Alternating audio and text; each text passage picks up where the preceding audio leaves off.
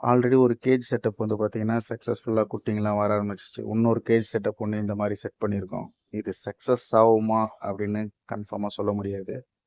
ஏன்னு சொல்லி கேட்டிங்கன்னா, நம்மளுக்கு பேரண்ட் ஃபிஷ் எப்பயுமே பார்த்தீங்கன்னா, அந்த கேஜுக்குள்ள இருக்கும். குட்டிங்க போட்டுதுன்னா, அந்த கேஜுக்கு கீழ அந்த ஹோல்ஸ்ல புகுந்து கேஜுக்கு கீழ வந்துரும். இதனால வந்து பேரண்ட் ஃபிஷ்ஷே நம்மளுக்கு அந்த குட்டிங்கள சாப்பிட முடியாது.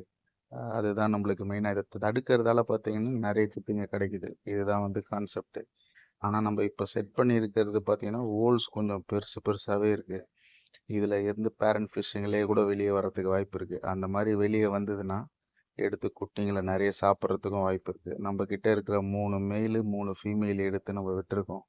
இது எப்படி இருக்குன்னு ஒரு நாள் கழிச்சு பார்த்தா தான் நம்மளுக்கு தெரியும். ஏன்னா உள்ள புகுந்து வெளிய வந்துட்டாங்கன்னா, அவ்வளோதான். இந்த கான்செப்ட்டே நம்மளுக்கு செட் ஆவாது. எடுத்துட்டு வேற மாரி தான் ஏதாவது செட் பண்ணணும்.